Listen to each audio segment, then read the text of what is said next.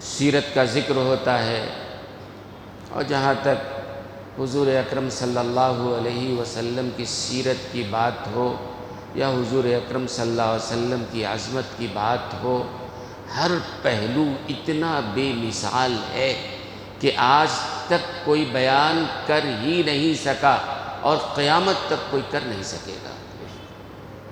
ظاہر سی بات ہے، جس کی شان خود اللہ بیان کرنے والے ہوں۔ اللہ نے خود حضور اکرم صلی اللہ علیہ وسلم کی عظمت کو، شان کو، آپ کی رفعت کو، آپ کے مقام کو، آپ کے مرتبے کو اللہ نے قرآن کریم میں بیان کیا ہے۔ حضرت عائشہ صدیقہ رضی اللہ تعالی عنہ سے صحابہ نے کہا کہ آپ حضور اکرم صلی اللہ علیہ وسلم کی عظمت و رفعت کو بیان فرمائیے، تو ام المومنین نے فرمایا تم قرآن نہیں پڑھتے؟ پڑھتا ہوں۔ فرمایا قرآن کی ہر آیت رسول اللہ کی عظمت کی گواہ، 6666 آیتیں پڑھتے چلے جاؤ، پورا قرآن کی ہر آیت نبی کی عظمت کی گواہ ہے۔ ظاہر ہے جب اللہ نے خود عظمت کو بیان کیا ہو، اللہ نے خود شان کو بیان کیا ہو، تو جب سے دنیا قائم ہے اور سرکار دو عالم صلی اللہ علیہ وسلم کی بعثت کے بعد سے لاکھوں کروڑوں اربوں انسانوں نے، واعظوں نے، مؤلفوں نے، مصنفوں نے، ادیبوں نے اپنے اپنے طور پر وعظ و نصیحت کے اعتبار سے کتابوں کی شکل میں، تالیف کی شکل میں، نعت گوئی کی شکل میں، شعر و اشعار کی شکل میں نبی کی عظمت کو بیان کیا ہے، اور قیامت تک کرتے رہیں گے۔ لیکن کوئی ایک بندہ ایسا نہیں ہے کہنے والا جو کہے کہ ہم نے نبی کی عظمت کو مکمل بیان کر لیا، سوال ہی نہیں پیدا ہوتا ہے۔ اب میلاد النبی صلی اللہ علیہ وسلم کے نام پر یہ مجلس منعقد ہوئی ہے، بلا شبہ آپ کا آنا باعث سعادت ہے، میرا یہاں کہنا باعث سعادت ہے۔ اس مجلس میں شرکت بلا شبہ اللہ کی توفیق سے ہے، اللہ نے توفیق دی، آپ یہاں آ گئے، اور یہ تو متفقہ بات ہے کہ نبی کا ذکر کرنا، نبی کا تذکرہ کرنا، نبی کی سیرت کو بیان کرنا، نبی کی عظمت کو بیان کرنا بہت بڑی عبادت ہے، افضل عبادت ہے، اس میں کسی کو کوئی اختلاف نہیں ہے۔ جب میلاد کی بات ہے تو حضور اکرم صلی اللہ علیہ وسلم کی ولادت باسعادت تو آپ جانتے ہیں نا کب ہوئی ہے؟ ربیع الاول کے مہینے میں ہوئی ہے، 12 آپ نے اپنی طرف سے لگا لیا ہے۔ علماء میں، مورخین میں، محدثین میں یہ اختلاف ہے کہ حضور اکرم صلی اللہ علیہ وسلم کی ولادت باسعادت 8 ربیع الاول کو ہے، 9 ربیع الاول کو ہے، یا 12 ربیع الاول کو ہے، اختلاف ہے۔ ہاں، آپ صلی اللہ علیہ وسلم کا جو وصال ہوا ہے وہ پیر کا دن متعین ہے۔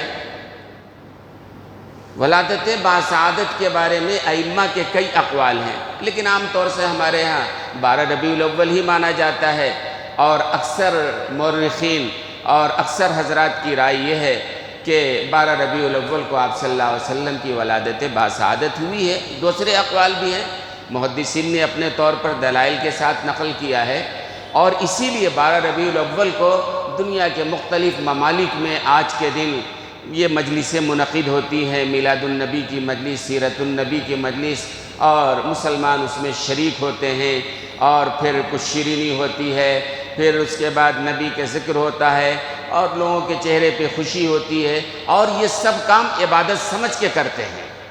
چلو، ذکر کرنا عبادت ہے۔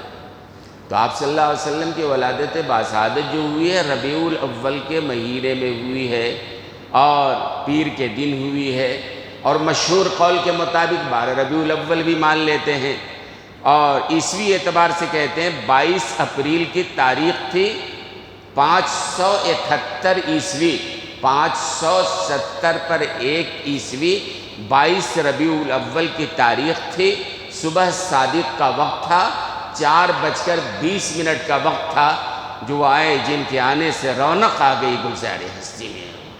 وائے جن کے آنے کی زمانے کو ضرورت تھی، وائے جن کی آمد کے لیے بے چین فطرت تھی، وائے جن کی خاطر مضطرب تھی وادی بطحا، وائے جن کے قدموں کو کعبہ ترستا تھا، وائے نغمہ داؤد میں جن کا ترانہ تھا، وائے نغمہ داؤد میں جن کا ترانہ تھا، وائے گریہ یعقوب میں جن کا فسانہ تھا، وائے جن کو ابراہیم کا نور نظر کہیے، وائے جن کو ابراہیم کا نور نظر کہیے، وائے جن کو اسماعیل کا لخت جگر کہیے، وائے جن کے آنے کو گلستہ کی سحر کہیے، وائے جن کے آنے کو گلستہ کی سحر کہیے، وائے جن کو ختم الانبیاء خیر البشر کہیے۔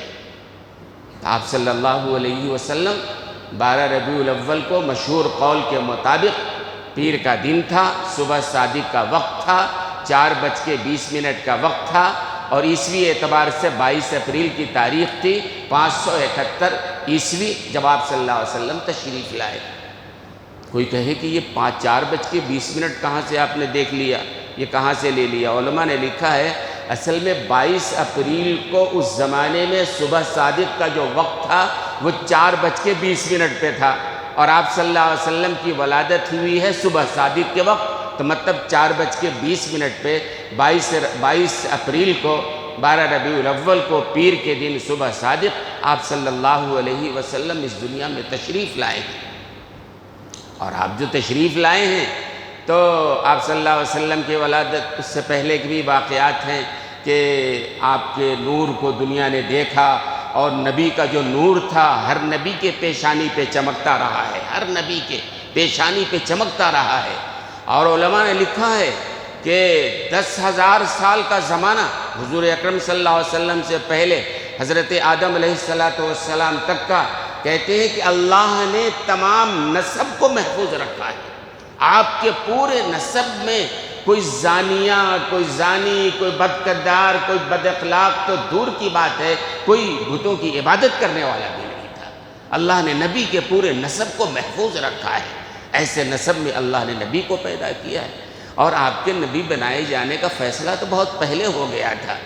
صحابہ نے پوچھا یا رسول اللہ صلی اللہ علیہ وسلم آپ کب نبی بنائے گئے؟ ایک سوال کیا تو اللہ کے رسول نے فرمایا کنت نبیا وآدم بین الماء والطین، میں نبی بنایا جا چکا تھا، آدم ابھی آب و گل کی منزلیں طے کر رہے تھے، یعنی آدم کا ابھی خاکہ تیار ہو رہا تھا، پتلا بنایا جا رہا تھا، اس سے پہلے اللہ نے مجھے نبی بنانے کا فیصلہ کر لیا تھا۔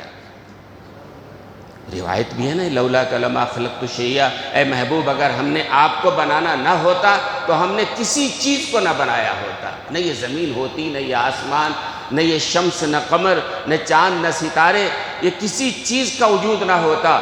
آج کائنات میں جس چیز کا بھی وجود ہے یہ نبی کا صدقہ ہے، نبی کا احسان ہے۔ اگر نبی نے نہ آنا ہوتا تو پھر کسی کے آنے کا سوال ہی نہیں پیدا ہوتا، اللہ نے دنیا ہی نہیں بنایا ہوتا۔ تو ظاہر سی بات ہے ہمارے نبی کا مقام ہے، اور پھر کتنے پہلے۔ ایک روایت وہ بھی ہے جبریل امی علیہ السلام سے حضور اکرم صلی اللہ علیہ وسلم نے پوچھا جبریل تمہیں تمہاری عمر کا کچھ اندازہ ہے؟ اللہ کے رسول پوچھ رہے ہیں جبریل امی سے کہ بھئی آپ کو آپ کی عمر کا کچھ اندازہ ہے، کب پیدا ہوئے، کب بنائے گئے، اللہ نے کب پیدا کیا؟ جبریل امی نے کہا یا رسول اللہ مجھے اپنی عمر کا کچھ اندازہ نہیں ہے، ہاں ایک بات ہے جس سے کچھ اندازہ ہوتا ہے کہ میری عمر کتنی ہوگی۔ فرمایا وہ کیا بات ہے؟ فرمایا کہ 70,000 سال کے بعد افق آسمان پہ ایک بے مثال پر رونق ستارہ جو ہے نور نظر آتا ہے۔ کتنے سال کے بعد؟ 70,000 سال کے بعد۔ جبریل امی کہہ رہے ہیں، اپنی عمر کا اندازہ بتا رہے ہیں کہ 70,000 سال کے بعد افق آسمان پہ ایک نورانی ستارہ ظاہر ہوتا ہے، اور اس ستارے کو میں نے 70 بار دیکھا ہے۔ تو اللہ کے رسول نے کہا جبریل آپ اس نور کو دیکھو گے تو پہچانو گے؟ کہا ہے رسول اللہ بالکل ہم پہچانیں گے۔ حضور اکرم صلی اللہ علیہ وسلم نے اپنے امام مبارک کو پیشانی سے ہٹایا، جبریل امی آگے بڑھے اور بوسہ دے کے کہا یا رسول اللہ یہی وہ نور ہے جس کو ہم 70 بار ہر 70,000 سال کے بعد دیکھ چکے ہیں۔ تو اللہ نے کب بنایا؟ سب سے پہلے اللہ نے نور کو بنایا، پھر حضرت آدم کی تخلیق کا فیصلہ تو بعد میں ہوا ہے۔ بہرحال آپ صلی اللہ علیہ وسلم دنیا میں تشریف جو لائے ہیں تو اس سے پہلے کے واقعات بے شمار ہیں، وہ بھی مستقل موضوع ہے کہ ہر نبی کے پیشانی پہ وہ نور رہا ہے، اور جو نبی نہیں تھے ان کی پیشانی پہ وہ نور رہا ہے۔ بڑا روب، بڑا جلال، عبد المطلب ان کے دادا ہیں، پیشانی پہ نور تھا نا۔ ابرہہ اشرم نے کعبۃ اللہ کو ڈھانے کے لیے حملہ کیا تھا، اور حضرت عبد المطلب کے 200 اونٹوں کو پکڑ لیا ابرہہ اشرم کی فوجوں نے۔ اب حضرت عبد المطلب کو معلوم ہوا کہ میرے اونٹوں کو پکڑ لیا ہے، وہ آئے اور آ کر کے ابرہہ اشرم جو یمن کا فوج، ہاتھیوں کی فوج لے کر آیا تھا، ملے، اور کہتے ہیں کہ جب یہ ملنے کے لیے گئے، ابرہہ اشرم پر ایک لرزہ طاری ہو گیا اور اپنے مسرت سے اٹھ کے کھڑا ہو گیا اور کہا بتائیے کیا بات ہے، آپ کس لیے تشریف لائے؟ تو حضرت عبد المطلب نے، حضور اکرم صلی اللہ علیہ وسلم کے دادا ہیں نا، محمد ابن عبداللہ ابن عبد المطلب ابن ہاشم ابن عبد مناف ابن قصی ابن کلاب ابن مرہ ابن لوئی ابن غالب ابن فہر، یہ ہے نا حضور اکرم صلی اللہ علیہ وسلم کا سلسلہ نسب۔ تو جہاں جہاں آپ کا سلسلہ نسب رہا ہے، نور ان کی پیشانیوں پہ چمکتا رہا۔ ابرہہ اشرم مبہوت ہو گیا، جبکہ اس کے پاس ہاتھیوں کی فوج ہے۔ تو پوچھا کس لیے آئے ہیں؟ حضرت عبد المطلب نے کہا بھائی تمہارے فوجیوں نے ہمارے اونٹوں کو پکڑ لیا ہے، اسے چھڑانے کے لیے آیا ہوں۔ ابرہہ اشرم کہنے لگا آپ کعبہ کے متولی ہو، اللہ نے یہ سعادت دی ہے، کعبہ کے متولی، اللہ کسی کو اپنے گھر کی خدمت کا موقع دے، یہ سعادت کی بات ہے، سر جھکا کے سعادت سمجھ کے۔ تو تم کعبہ کے متولی ہو، میں کعبہ کو ڈھانے آیا ہوں اور تم کعبہ کی بات نہیں کر رہے ہو؟ عبد المطلب نے کہا بھائی کعبہ جس کا ہے وہ اس کی حفاظت کر لے گا، اونٹ میرے ہیں اس لیے چھڑانے کے لیے آیا ہوں۔ کہتے مبہوت ہو گیا، حضرت عبد المطلب کی پیشانی کو وہ نور ہے جو حضور اکرم صلی اللہ علیہ وسلم کا نور ہے۔ بہرحال اس کے بعد پھر وہ نور منتقل ہوتا رہا، اور جب حضور اکرم صلی اللہ علیہ وسلم دنیا میں تشریف لائے ہیں تو شفا بنت اسود، عبد الرحمن ابن عوف رضی اللہ تعالی عنہ کی والدہ ہے۔ شفا بنت اسود دائی کے طور پر اس وقت حضرت آمنہ کے پاس ہیں، لیڈی ڈاکٹر کے طور پر، ولادت کا مرحلہ ہے نا۔ تو شفا بنت اسود کا بیان ہے کہ آپ صلی اللہ علیہ وسلم جب پیدا ہوئے ہیں تو بچے پیدا ہوتے ہیں تو عام طور سے جسم پر چیزیں لگی ہوتی ہیں، بھئی ماں کے پیٹ سے بچہ آ رہا ہے، جسم پر چیزیں لگی ہوتی ہیں، بہرحال اس طرح کا ولادت اسی طرح ہوتی ہے، اور ناف ملا ہوتا ہے ماں کی ناف سے، یہی تو ہو شکل ہے۔ شفا بنت اسود کہتی ہیں حضرت عبد الرحمن ابن عوف رضی اللہ تعالی عنہ کی والدہ کہ میں وہاں دایا کے طور پر موجود ہوں، اور اللہ کے رسول ماں کے پیٹ سے جو آئے بالکل ایسے جیسے غسل کر کے آئے ہوں، ذرہ برابر کوئی آلائش، کوئی گندگی، کسی طرح کی کوئی چیز موجود نہیں ہے، بالکل پاک صاف آئے۔ اب وہ ناف کاٹنے کا مرحلہ، حضرت شفا کہتی ہیں کہ حضور اکرم صلی اللہ علیہ وسلم کی پیدائش جو ہوئی ہے تو وہ مقطوع سرہ، ناف کٹا ہوا تھا، یعنی کسی نے کاٹا نہیں ہے۔ اور شفا بنت اسود کہتی ہیں کہ میں نے دیکھا حضور اکرم صلی اللہ علیہ وسلم ماں کے پیٹ سے ختنہ شدہ دنیا میں تشریف لائے ہیں۔ اور بھی بہت ساری فضیلتیں ہیں۔ آپ جب دنیا میں تشریف لائے ہیں تو آنے کے بعد آپ سجدے میں گر گئے، پھر اس کے بعد جو نور ظاہر ہوا ہے، حضرت آمنہ کہتی ہیں کہ جب یہ صاحبزادے جناب رسول اللہ صلی اللہ علیہ وسلم کی پیدائش ہوئی ہے، نور ظاہر ہوا ہے، اور بہت ساری چیزیں۔ بہرحال تو ولادت باسعادت ہوئی ہے، یہ ہمارے لیے خوشی کی بات ہے کہ وہ نبی آئے جو تمام نبیوں میں افضل ہیں، وہ نبی آئے، وہ قانون لے کر آئے جو تمام دنیا کے قوانین سے افضل ہے، وہ شریعت لے کے آئے جو تمام شریعتوں سے افضل ہے۔ ہمارا ایمان ہے، ہمارا عقیدہ ہے کہ آپ صلی اللہ علیہ وسلم جس شہر میں آئے وہ شہر سب سے افضل ہے، اور آپ صلی اللہ علیہ وسلم جس جگہ تشریف لائے وہ جگہ سب سے افضل ہے۔ آپ صلی اللہ علیہ وسلم جس قبیلے میں آئے وہ قبیلہ بھی تمام قبیلے سے افضل ہے۔ یہ تو روایتوں میں سنا ہوگا نا کہ اللہ تعالیٰ حضور اکرم صلی اللہ علیہ وسلم فرماتے ہیں ان اللہ تخیر القبائل، اللہ نے پوری دنیا جتنے قبائل، پوری دنیا، پورے انسان،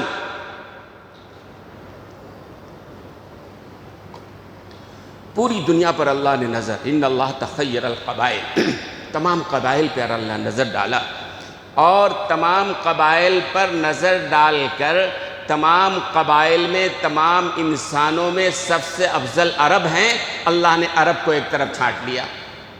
پھر اس کے بعد اللہ نے عربوں میں چھٹنی شروع کیا۔ وہ کہتے ہیں مثال سے سمجھو ایک بڑی سی چلنی لیا، پورے انسانوں کو چھانا تو اس کے اندر سے عرب نکلے، باقی سب الگ ہو گئے۔ پھر عربوں کو اللہ نے چھانا تو اس میں سے جو ہے قبیلہ مضر جو حضور اکرم صلی اللہ علیہ وسلم خاندان وہ نکل کے آئے۔ پھر اللہ نے اور چھانا تو اس میں سے قریش نکل کے آئے، یہ افضل نکل کے چلے آتے رہے۔ اور پھر قریش کو چھانا، اس میں سے بنو ہاشم، اور بنو ہاشم میں جناب رسول اللہ صلی اللہ علیہ وسلم ہیں۔ تو اللہ کے رسول فرماتے ہیں تمام دنیا میں سب سے بہتر نسب کے اعتبار سے، اب کے اعتبار سے اللہ نے مجھے بنایا ہے۔ اور میں کہتا ہوں جس طرح اللہ نے ہمارے آقا اور مولا جناب محمد الرسول اللہ صلی اللہ علیہ وسلم کو تمام دنیا میں سب سے افضل بنایا، چن کے بنایا، ایسی اللہ نے امت محمدیہ کو بھی تمام امت سے منتخب فرمایا ہے۔ مثال سے سمجھیں، آپ جاتے ہیں کہیں فروٹ لینے کے لیے، آم لینے کے لیے، تو آپ کیا کرتے ہیں؟ کیرٹ میں آم رکھا ہوا ہے، آپ اٹھا کے چن کر کے اچھا ایک طرف رکھتے ہیں، نہیں یہ اچھا نہیں ہے، یہ پکا ہوا نہیں ہے، اس میں داغ لگا، اٹھا کے ایک طرف رکھ دیتے ہیں نا، جو اچھا چن کے ایک طرف رکھتے ہیں اپنے لیے۔ ایسی اللہ نے پورے انسانوں میں سے نبی کے لیے جناب رسول اللہ صلی اللہ علیہ وسلم کو منتخب فرمایا، اور امت کے لیے بھی اللہ نے امت محمدیہ کے لیے منتخب فرمایا۔ یہ روایتوں میں ہے کہ حضرت موسیٰ علیہ السلام نے اللہ سے سوال کیا تھا، اے اللہ میری امت سے بڑھ کے بھی دنیا میں کوئی اور امت ہے؟ ان کے ذہن میں یہ تھا میری امت تو وہ ہے جس پر اللہ نے آسمان سے من اور سلوہ کو نازل کیا تھا، ہے نا بھائی، کسی اور نبی کی امت کے لیے نہیں، لیکن حضرت موسیٰ علیہ السلام کی امت کے لیے من اور سلوہ اترتا تھا۔ تو سوچا کہ ہماری تو امت بڑی فضیلت والی ہوگی، تو اللہ سے پوچھا اے اللہ میری امت سے بڑھ کے بھی دنیا میں کوئی اور امت ہے؟ تو اللہ تبارک و تعالیٰ نے فرمایا کہ ہاں ہے۔ تو موسیٰ نے پوچھا کون؟ کہا میرے محبوب کی امت محمد الرسول اللہ صلی اللہ علیہ وسلم کی امت تمام امتوں سے افضل ہے۔ تو حضرت موسیٰ نے کہا یا رسول اللہ صلی اللہ الہ العالمین وہ امت ہم کو عطا فرما دے۔ اللہ نے کہا نہیں وہ تو فیصلہ ہو گیا، انتخاب ہو گیا، نبی کا بھی انتخاب ہو گیا ہے اور امت کا بھی انتخاب ہو گیا ہے۔ تو کہتے ہیں اس کے بعد حضرت موسیٰ علیہ السلام نے سجدے میں سر رکھ کے کہا الہ العالمین اگر وہ نبی وہ امت مجھے نہیں دے سکتا، مجھے اے اللہ اس نبی کی امت میں پیدا فرما۔ تو بہرحال حضور اکرم صلی اللہ علیہ وسلم کی وفات جو ہوئی ہے یہ ربیع الاول کے مہینے میں، یہ بھی اتفاق، اور پیر کے دن یہ بھی اتفاق کہ آپ صلی اللہ علیہ وسلم پیدا ہوئے ہیں پیر کے دن صبح صادق کے وقت 4:20 پہ 22 اپریل کو 571 ہجری میں، ہے نا، یاد رکھیے تاریخ۔ وفات جو ہے آپ صلی اللہ علیہ وسلم کی پیر کے دن ہے، یہ تو طے ہے پکا کہ آپ صلی اللہ علیہ وسلم کی وفات جو ہوئی ہے پیر کے دن 8 اور 9 کے بیچ، علماء نے لکھا ہے 8:30 بجے آپ صلی اللہ علیہ وسلم کا وصال ہوا ہے، لیکن آپ کا جنازہ اور تدفین کب؟ پیر کا پورا دن گزر گیا، آپ کی تدفین نہیں ہوئی، منگل کی رات گزر گئی، تدفین نہیں، منگل کا پورا دن گزر گیا، آپ کی تدفین نہیں ہوئی ہے۔ منگل اور بدھ کی رات میں درمیانی رات تقریباً 12 بجے آپ صلی اللہ علیہ وسلم کو دفن کیا گیا ہے۔ اب علماء نے یہاں سوال اٹھایا کہ بھئی حضور اکرم صلی اللہ علیہ وسلم کی خود حدیث ہے، آپ نے فرمایا ثلاثۃ لا تؤخرہم، 3 چیزوں میں تاخیر مت کرنا، اس میں ایک یہ بھی ہے کسی کا انتقال ہو جائے جتنا جلد ہو فوراً اللہ کے حوالے کرو، بلا وجہ تاخیر، وہ آ رہا ہے تو وہ آ رہا ہے، یہ آ رہا ہے، اور دو دو دن ایک ایک دن، ایسا نہیں، جتنا جلد ممکن ہو بہرحال جنازہ پڑھو، اللہ کے حوالے کرو۔ ثلاثۃ لا تؤخرھم، 3 چیزوں میں تاخیر مت کرو، اس میں ایک یہ بھی ہے۔ تو اللہ کے رسول نے خود فرمایا کہ بھئی تاخیر مت کرو، اور خود صحابہ حضور اکرم صلی اللہ علیہ وسلم کے لیے کتنی تاخیر کر رہے ہیں۔ پیر کے دن جو ہے 12 ربیع الاول کو صبح 8:30 بجے وفات ہو رہی ہے، پیر کا پورا دن گزر گیا، منگل کی رات گزر گئی، منگل کا دن گزر گیا، منگل کے بعد جو رات آئی ہے منگل اور بدھ کی درمیانی رات میں آپ صلی اللہ علیہ وسلم کو دفن کیا گیا ہے۔ وجہ کیا تھی؟ علماء نے لکھا ہے کئی باتیں، تھیں، کئی وجہ، کئی نزاع پیدا ہو گئے تھے، کئی جھگڑے پیدا ہو گئے تھے، جس کی وجہ سے اصل میں یہ تاخیر ہوئی تھی۔ کیا جھگڑا ہوا تھا؟ صحابہ میں ایک اختلاف تو یہ ہو گیا تھا، بعض صحابہ کہتے تھے کہ حضور اکرم صلی اللہ علیہ وسلم مکہ المکرمہ میں پیدا ہوئے، آبائی وطن آپ کا وہی ہے، وہیں پلے ہیں، بڑے ہیں، اور 50 پر 3 سال آپ نے وہی گزارا ہے، لہذا آپ صلی اللہ علیہ وسلم کے جنازے کو لے جانا چاہیے مکہ المکرمہ اور وہاں دفن کرنا چاہیے۔ بعض صحابہ کی رائے تھی کہ نہیں، بیت المقدس جو انبیاء کی سرزمین ہے، بے شمار انبیاء، بنی اسرائیل کے بے شمار انبیاء ہیں وہاں مدفون، لہذا حضور اکرم صلی اللہ علیہ وسلم امام الانبیاء ہیں، بیت المقدس میں آپ کو دفن کرنا چاہیے۔ اور بعض صحابہ کہتے تھے کہ آپ جب ہجرت فرما کے آ گئے یہاں، آپ نے اسی کو مسکن بنا لیا ہے، آپ نے اسی کو اپنا گھر بنا لیا ہے، تو آپ کی تدفین یہی ہونی چاہیے۔ یہ صحابہ میں اختلاف تھا، اب کیا کیسے فیصلہ ہوگا؟ سیدنا ابو بکر صدیق رضی اللہ تعالی عنہ آئے اور انہوں نے کہا کہ میں نے خود حضور اکرم صلی اللہ علیہ وسلم سے یہ حدیث سنی ہے، اور ایسے سنی ہے کہ لگتا ہے کہ میں نے ابھی سنا ہے، یعنی بالکل اچھی طرح یاد ہے، بہت دمانے کی بات نہیں ہے، میں نے اچھی طرح یاد رکھا ہے، اللہ کے رسول سے میں نے خود سنا ہے کہ نبی کا وصال وہیں ہوتا ہے جہاں نبی دفن ہونا پسند ہوتا ہے۔ ہر نبی کی بات ہے، تو آپ صلی اللہ علیہ وسلم کا جہاں وصال ہوا ہے وہیں آپ کو دفن بھی ہونا ہے۔ سیدنا ابوبکر صدیق رضی اللہ تعالی عنہ نے جب یہ کہا، اتفاق ہوا، چلو ٹھیک ہے۔ آپ صلی اللہ علیہ وسلم کہاں تھے؟ حضرت عائشہ کے حجرے میں تھے نا، آپ جہاں لیٹے ہوئے ہیں وہاں حضرت عائشہ کا حجرہ تھا، چھوٹا حجرہ تھا، تو جس پلنگ پر آپ صلی اللہ علیہ وسلم کا وصال ہوا ہے، پلنگ ہٹا دیا گیا ہے، اور وہیں پر بالکل ناپ کر، نہ ادھر نہ ادھر، جہاں پلنگ تھا اسی کے نیچے قبر مبارک کھودی گئی ہے۔ ایک اتفاق ہوا۔ اب دوسرا مسئلہ پھر یہ پیدا ہوا کہ نبی کو غسل دیا جائے نہ دیا جائے۔ اگر غسل دیا جائے تو نبی کے کپڑے اتار کے غسل دیے جائیں یا کپڑے کے اوپر سے غسل دیا جائے؟ بھئی ہما شما ہمارے ہاں تو ہے کہ بہرحال جس طرح غسل دیتے ہیں آپ جانتے ہیں، لیکن نبی کا سوال ہے کہ نبی کو غسل دیا جائے یا نہ دیا جائے۔ جیسے شہداء کے بارے میں ہے کہ شہداء کے لیے غسل نہیں ہے، بالکل ان کو خون کے ساتھ ہی ان کے کپڑوں میں لپیٹ کے ڈال دیا جائے، جنازے کی نماز پڑھی جائے، قیامت کے دن وہ اپنے خون کے ساتھ اٹھے گا۔ بہرحال شہید کا بڑا مرتبہ ہے۔ تو اب حضور اکرم صلی اللہ علیہ وسلم کو غسل دیا جائے نہ دیا جائے، اگر دیا جائے تو کپڑے ہٹائے جائیں نہ ہٹائے جائیں، یا کپڑے کے اوپر سے غسل دیا جائے؟ آخر میں یہ طے ہوا کہ نہیں، بغیر کپڑا ہٹائے ہوئے کپڑے کے اوپر سے ہی غسل دیا جائے۔ یہ اختلافی مسئلہ تھا۔ اس کے بعد یہ بھی اختلافی مسئلہ پیدا ہوا، نبی کا جنازہ کون پڑھائے گا؟ یہ بھی بڑا مسئلہ ہے نا۔ زندگی بھر جو امام رہا، اللہ اکبر، جو امام رہا، اور نبی جب تک زندہ تھے جب بھی امام، وفات پا گئے جب بھی امام۔ یہی وجہ ہے نا کہ آپ صلی اللہ علیہ وسلم دنیا میں تھے جب بھی بیت المقدس تشریف لے گئے تھے، آپ ہے نا شب معراج گئے تھے وہاں، اور سارے انبیاء جمع ہوئے تھے، 1,24,000 جتنے بھی انبیاء تھے، آپ صلی اللہ علیہ وسلم وہاں تشریف لے گئے، اور جبریل امین نے اذان دی تھی وہاں، اللہ اکبر اللہ اکبر اللہ اکبر اللہ اکبر، اشہد ان لا الہ الا اللہ اشہد ان، ہمارے یہاں کیا کہتے ہیں؟ محمد کہتے ہیں، ہم ان کو مانتے ہیں، ہم ان کی امتی ہیں، وہ ہمارے آقا اور مولا ہیں۔ جبریل امی اذان دے رہے ہیں، آگے کس کا نام لیں؟ آدم بھی ہیں وہاں، نوح بھی ہیں وہاں، ابراہیم بھی ہیں، اسماعیل بھی ہیں، موسیٰ بھی ہیں، عیسیٰ بھی ہیں، زکریا بھی ہیں، یحییٰ بھی ہیں، الیاس بھی ہیں، سارے موجود ہیں نا، کس کا نام لیا جائے؟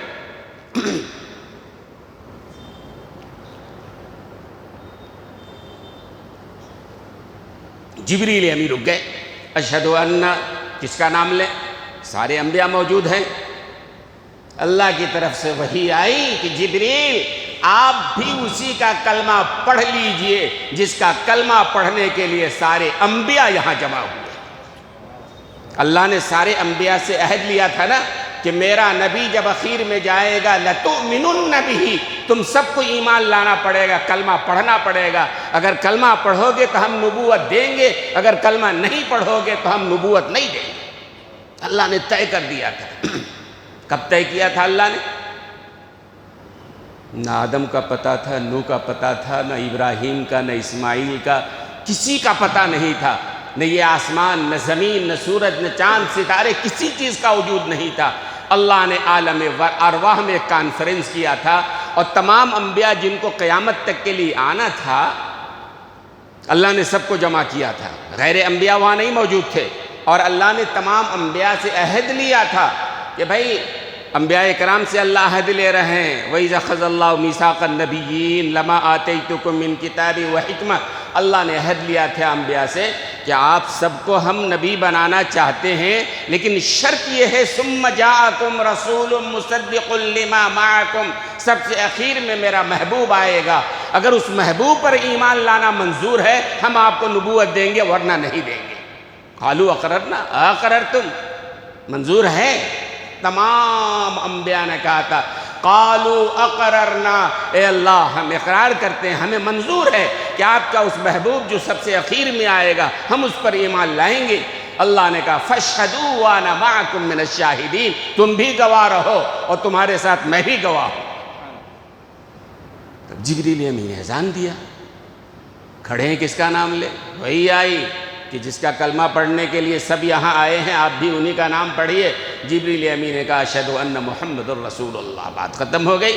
جماعت کھڑی ہوئی، نماز کون پڑھائے؟ آدم بھی تو ہیں یہاں پر، نوح بھی تو موجود ہیں، ابراہیم خلیل اللہ بھی تو ہیں، اسماعیل ذبیح اللہ بھی تو موجود ہیں، سارے بڑے بڑے انبیاء سب موجود ہیں نا، امامت کون کرے گا؟ سب انتظار میں ہیں۔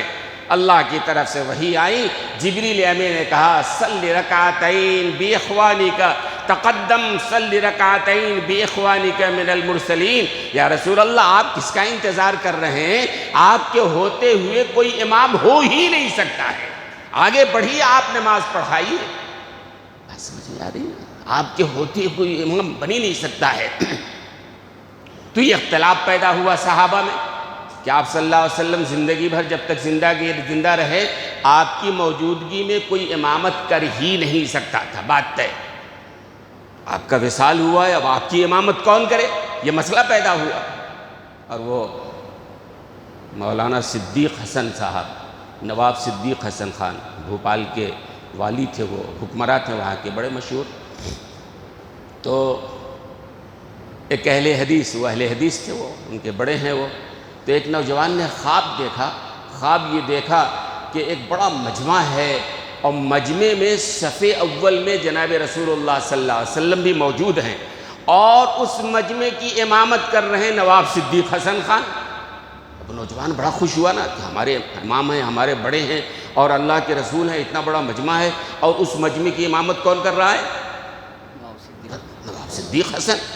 آج تو ہمارے یہاں امامت کوئی افضلیت کی بات نہیں ہے، آپ بھی جانتے ہیں کہ اب امام کا کیا مقام و مرتبہ ہے، لیکن شریعت میں بڑا مقام۔ نوجوان بڑا خوش ہوا کہ اللہ کے رسول موجود ہیں، اور نواب صدیق حسن خان ہمارے جو حضرت ہیں وہ امامت۔ حضرت مولانا یعقوب صاحب مجددی کے پاس وہ بھاگا آیا، بھوپال کے بڑے عالم تھے وہ، تو ان کے پاس جا کے اس نے کہا حضرت میں نے خواب دیکھا ہے، بڑا مجمع ہے، صف اول میں رسول اللہ بھی موجود ہیں، اور اس مجمع کی امامت نواب صدیق حسن خان فرما رہے ہیں۔ اس کے ذہن میں تھا فضیلت ہے ہمارے امام کی، تو حضرت نے پوچھا واقعی تم نے خواب دیکھا ہے یا اپنے امام کی افضلیت کے لیے تم نے خواب گڑھ لیا ہے؟ کہا نہیں نہیں، توبہ توبہ، میں نے خواب دیکھا ہے۔ تو حضرت نے فرمایا، تعبیر بتایا، اگر تم نے واقعی یہ خواب دیکھا ہے تو اس کی تعبیر یہ ہے کہ نواب صدیق حسن خان کا انتقال ہو گیا ہے۔ بھوپال کے ہی رہنے والے تھے، وہاں کے والی حکمراں تھے، بیمار چلے آ رہے تھے۔ خیر حضرت نے یہ تعبیر دیا، اس کے بعد فوراً ہی سرکاری طور پر اعلان ہوا کہ ہاں واقعی نواب صدیق حسن خان کا انتقال ہو گیا ہے۔ 3 دن تک سرکاری سوگ کا اعلان ہوا۔ نوجوان گیا، جنازے میں شریک ہوا، اور اس کے بعد پھر حضرت کے پاس آیا۔ کہا حضرت میں تو یہ خواب سے سمجھ رہا تھا کہ ہمارے امام کی فضیلت ہوگی، آپ نے کیسے سمجھا کہ انتقال ہو گیا ہے؟ اور واقعی جیسے آپ نے کہا سرکاری طور پر اعلان بھی ہو گیا۔ تو حضرت نے فرمایا بات دراصل یہ ہے کہ تم نے یہ کہا تھا کہ مجمع میں صف اول میں جناب رسول اللہ بھی موجود ہے اور اس کی امامت نواب صدیق حسن خان کے فرما رہے ہیں۔ فرمایا کہ رسول اللہ کے ہوتے ہوئے کوئی زندہ آگے نہیں بڑھ سکتا ہے، مردہ تو آگے بڑھ سکتا ہے، اس لیے میں نے کہا ان کا انتقال ہو گیا ہے، اور جنازے کی شکل میں یہ تعبیر ہے اس کی۔ تو رسول اللہ صلی اللہ علیہ وسلم زندگی بھر امام رہے۔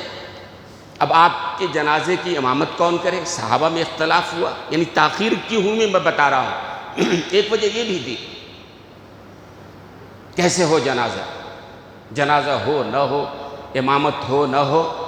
سیدنا ابوبکر صدیق رضی اللہ تعالیٰ عنہ نے کہا کہ نہیں، جنازہ پڑھیں گے لیکن جماعت نہیں ہوگی، کوئی رسول اللہ کے جنازے کا امام نہیں ہوگا۔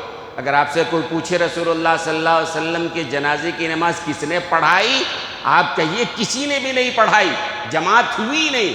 یہ طے ہوا وہ حجرہ، اچھا یہ بھی طے ہوا کہ اس جنازے کو اندر حجرے سے نکال کے باہر بھی نہ لایا جائے، جہاں ہے وہیں۔ چھوٹا سا حجرہ حضرت عائشہ کا تھا، 6 7 8 آدمی جا سکتے تھے، ایک ہی دروازہ تھا، 6 7 8 آدمی اندر جاتے، انفرادی طور پر جنازے کی نماز پڑھتے، وہ باہر نکل جاتے، پھر 6 7 آدمی جاتے، پھر انفرادی جنازے کی نماز پڑھتے۔ چھوٹا حجرہ ہے، جانے میں وقت لگے گا، پڑھ کے نکلیں گے تبھی تو باقی لوگ جائیں گے۔ اس طرح تمام صحابہ کے نماز پڑھنے میں کافی وقت لگ گیا۔ تاخیر کی وجہ سمجھ میں آ رہی نا؟ تو یہ آپ صلی اللہ علیہ وسلم کے تاخیر کی وجہ یہ تھی۔ پھر اس کے بعد یہ بھی مسئلہ تھا، ایک مسئلہ یہ بھی پیدا ہوا کہ بھئی آپ کے بعد کون امیر المومنین ہوگا؟ آج تو دنیا میں یہ ہوتا ہے کہ کہیں اگر کسی ملک کے بادشاہ کا اگر انتقال ہو جائے تو اس کو ڈکلیئر نہیں کرتے ہیں کہ مر گیا، پہلے کسی کو منتخب کر لیتے ہیں اندرونی طور پر، بھئی فلاں آدمی منتخب ہو گیا، اب ڈکلیئر کرتے ہیں کہ یہ بادشاہ مر گیا ہے یا یہ مر گیا ہے، بہرحال اس کی جگہ پہ فلاں آدمی۔ یہ بڑا اہم مسئلہ ہوتا ہے نا۔ تو حضور اکرم صلی اللہ علیہ وسلم وصال فرما گئے ہیں، آپ کی جگہ کون امیر ہوگا، یہ بڑا مسئلہ تھا۔ صحابہ میں وہاں بھی اختلاف تھا۔ بعض صحابہ کا کہنا تھا کہ بھئی انصار مدینے کے رہنے والے ہیں اور یہ مہاجرین جو ہیں مکے سے ہجرت فرما کے آئے ہیں، لہذا ایسا کیوں نہ کریں کہ انصار سے ایک امیر منتخب کر لیا جائے، مہاجر میں سے ایک امیر منتخب کر لیا جائے، 2 امیر۔ جو تجربے کار تھے صحابہ انہوں نے کہا نہیں نہیں، ایک ملک کا 2 بادشاہ نہیں ہوتا ہے، ایک ملک کا 2 امیر نہیں ہوتا ہے۔ ظاہر سی بات ہے لڑائی جھگڑے ہوں گے، اور کیا، ایک کچھ اور کہے گا، دوسرا کچھ اور کہے گا۔ ایک قریش کا یہ کہنا تھا، مہاجرین کا یہ کہنا تھا، چاہے جس کو بنانا ہو بنا لو لیکن ایک کو بناؤ، 2 بنانے کا سوال ہی نہیں پیدا ہوتا ہے۔ آخر بعد میں سیدنا ابوبکر صدیق رضی اللہ تعالیٰ عنہ کی خلافت کا مسئلہ، وہ بھی کیسے طے ہوا، وہ بھی ذہن میں رکھنا چاہیے کہ ابوبکر صدیق کیسے خلیفہ بنے، یہ مسئلہ ذہن میں رکھیے۔ صحابہ نے طے کیا آخر میں کہ رسول اللہ صلی اللہ علیہ وسلم نے جس شخص کو اپنی زندگی میں اپنے مصلی پہ امامت کے لیے کھڑا ہوا ہے وہی امیر المومنین بننے والا ہے، وہی نبی کا جانشین بنے گا۔ اور آپ جانتے ہیں آپ صلی اللہ علیہ وسلم اخیر میں جب بڑی طبیعت علیل ہو گئی تھی، آپ اٹھ نہیں سکتے تھے، تو 17 نمازیں حضرت ابوبکر صدیق نے حضور اکرم صلی اللہ علیہ وسلم کے باحیات رہتے ہوئے پڑھائی ہے۔ پہلے تو بعض صحابہ نے کہا، حضرت عائشہ نے کہا یا رسول اللہ جب آپ بیمار تھے، طبیعت بہت علیل تھی، آپ نہیں جا سکتے تھے، تو حضرت عائشہ سے کہا کہو اپنے ابو سے ابوبکر صدیق سے میری جگہ نماز پڑھائیں۔ تو حضرت عائشہ صدیقہ رضی اللہ تعالیٰ عنہ نے کہا یا رسول اللہ میرے ابا بڑے رقیق القلب ہیں، نرم دل ہیں، آپ کی جگہ کھڑے ہوں گے، مصلی خالی دیکھ کر ان سے نماز پڑھایا نہیں جائے گا، آپ حضرت عمر سے کہیے۔ اللہ کے رسول نے کہا نہیں، میں کہہ رہا ہوں ابوبکر کو میری جگہ پہ کھڑا کرو۔ تو اللہ کے رسول نے اپنی زندگی میں اپنے مصلی پہ امامت کے لیے جس کو کھڑا کیا، جانشین بنایا، نبی کا بعد میں وہی جانشین بنا، وہی امیر المومنین بنا ہے۔ یہ عظمت تھی اصل میں منبر و محراب کی، اور جب تک مسلمانوں میں یہ عظمت رہی، آپ جانتے ہیں مسلمان دنیا میں آگے بڑھتے چلے گئے۔ آج تو ہمارے مسجدوں میں جھگڑے، ہمارے اداروں میں جھگڑے، ہر چیز کے لیے جھگڑے۔ تو بہرحال دوستوں اور بزرگوں، اس وجہ سے تاخیر ہونے کی یہ وجہ